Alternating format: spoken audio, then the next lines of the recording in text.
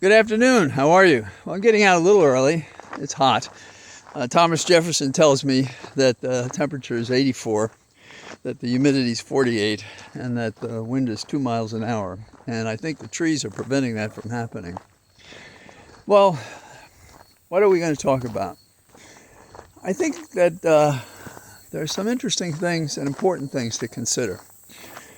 Good signs, bad signs. No, not really any bad signs. Things to be aware of when talking about the unethical behavior and dirty tricks of the Republicans, born many years ago in the Southern strategy and crystallized over the years into what we're confronting now. Now, in that category, raising funds for a campaign is part of what we have to be concerned about. And what we should know is that, and this is amazing, Kamala, from July 21st until today, has raised $540 million for a campaign. I don't know the percentage of small donors, but I believe it's a great percentage.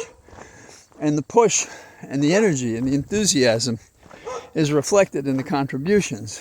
And the contributions reflect basically contact sheets to go and do what's necessary in the GOTV, get out the vote section of the campaign. So that's pretty exciting. But consider another statistic. There was $500 million contributed before Kamala took to the floor and explained what she meant by her campaign, our campaign. And in the period afterwards, $40 million more was raised. So 500 before and 40 million afterwards. Now, in the category of how's our economy, well, the Federal Reserve has signaled that in September it's recovered enough that they're probably going to readjust the interest rates, make it lower. And so that will encourage all manner of investment in business and so forth.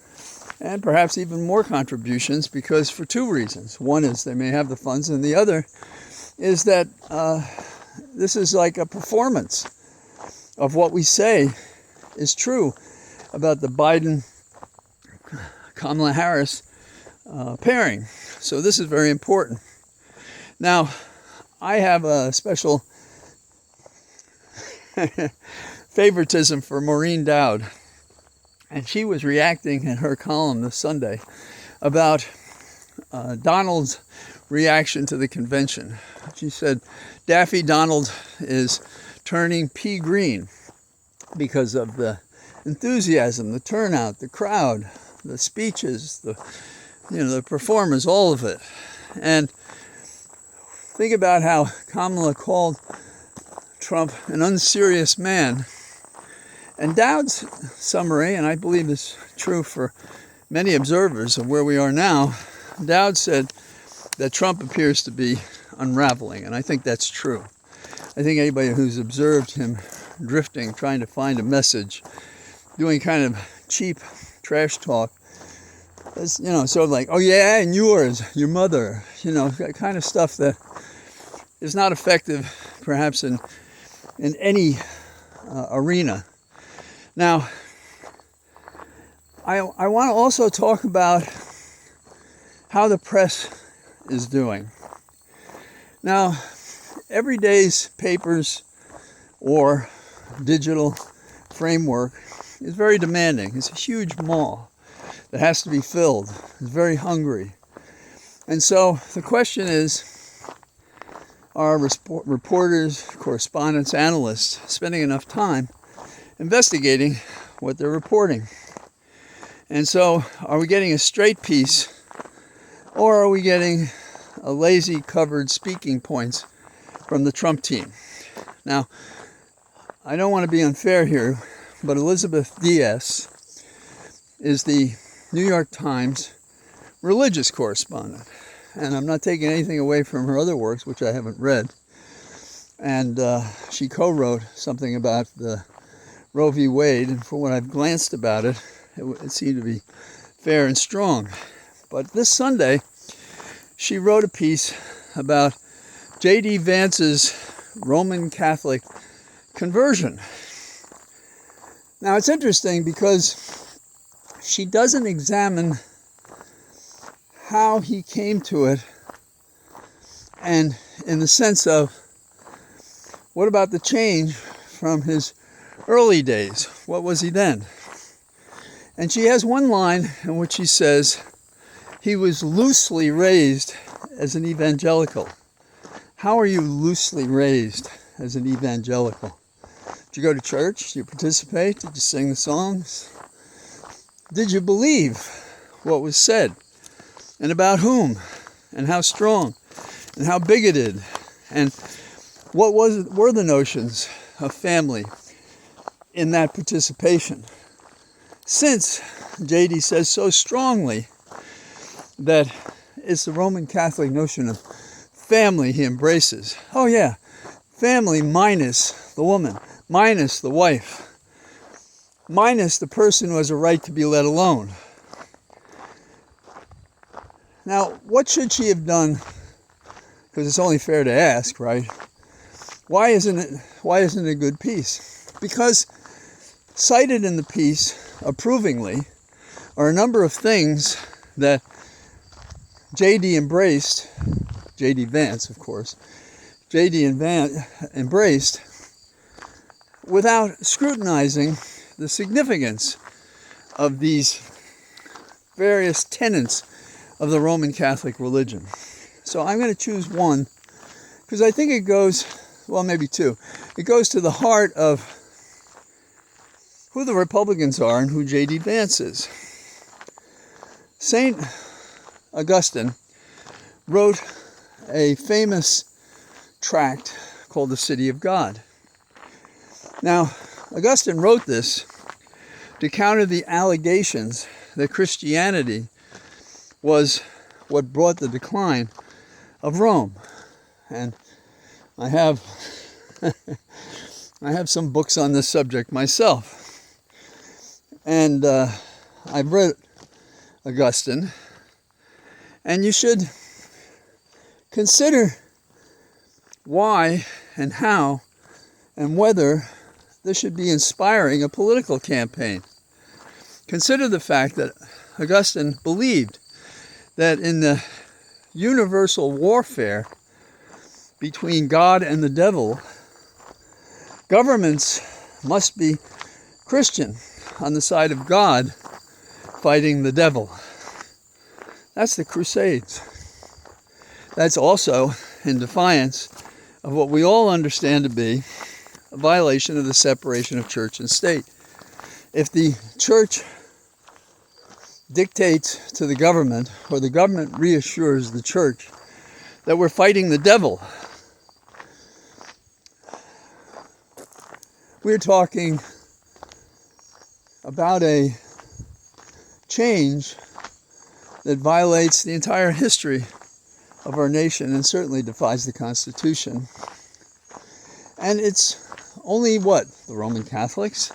Evangelicals? Who?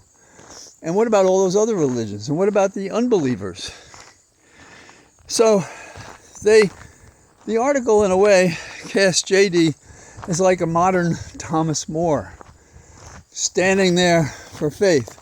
Well, you know, More wasn't correct about everything, as much as his martyrdom is a worthy and fascinating story of how religions are born and overwhelm others when their purpose, as was true of Henry VIII's changes, was to assure a line of succession to become king. Now, some may say, how can you be a Christian if you don't take JD's position?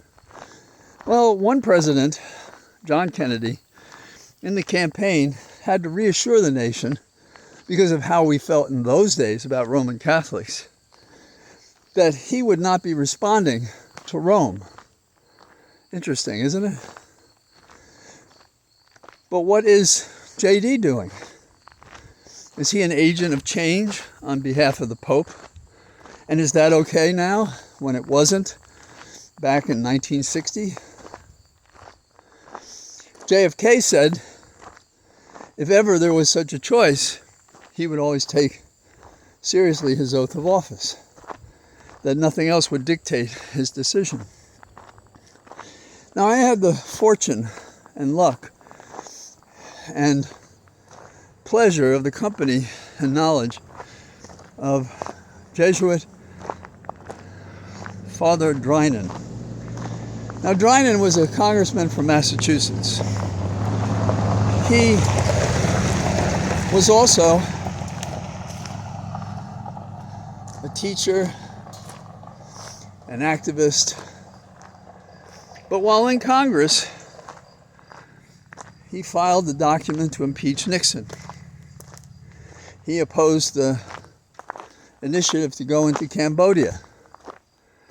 He sought peace, and he was pro-choice. And Rome didn't like that. Pope John Paul II needed to be made comfortable with that. And Father Drinan couldn't do that. And so Father Drinan, a Roman Catholic who could hear Mass and was blessed with the ability to give the sacraments, was told by the Pope that he had to leave the priesthood or leave his position as a congressman from Massachusetts. And he felt it was important that he be faithful to his vows as a priest.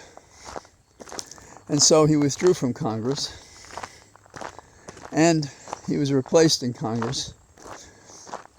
But he never faltered ever after in advancing those civil rights and liberties that he believed were due to all people in a democracy. Now, there's a difference between JD, the opportunist, a man with craven ambition to say or do anything to have power, and Father Drinan, who gave up his elected office to remain a priest. If the roles were different, do you think for an instant JD would give up the very public role he seeks to have in government? Give up the role of a vice president? If he had a conscience and it dictated that he should respect the rights of women, would he step back? I don't think so.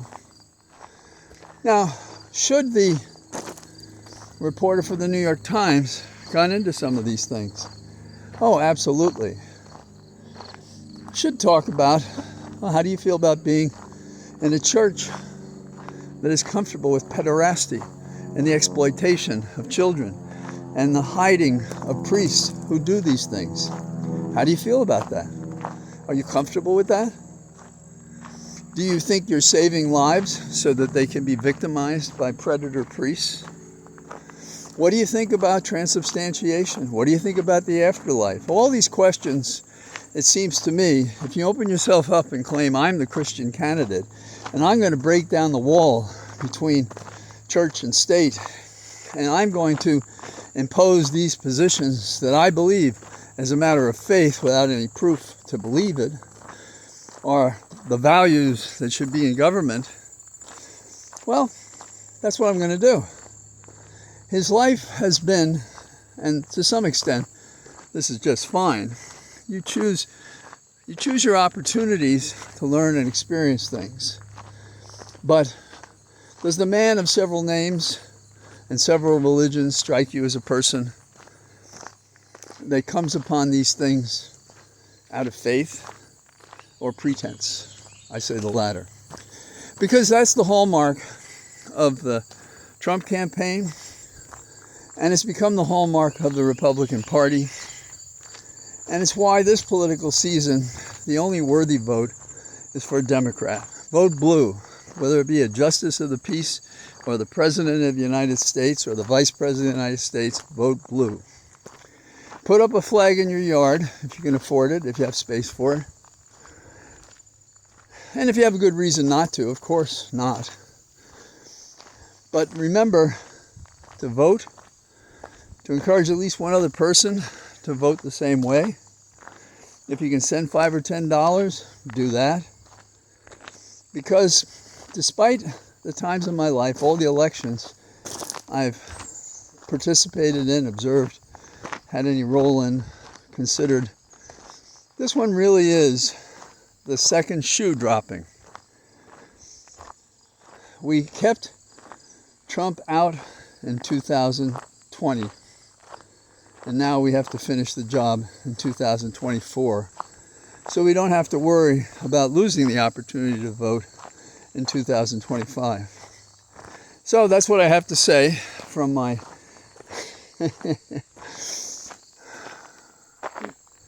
isn't that beautiful? My cathedral of trees. And this is what we're fighting for too. There is no religion that can tell me that this is created so it can be destroyed by man.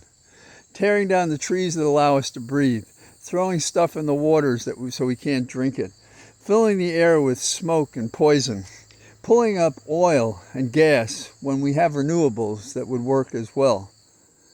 People wonder why the young are dying of cancer. They're dying because we are part of the cost of somebody else's profit, and that's just not tolerable. So, good evening, and I'll talk to you tomorrow. Bye-bye.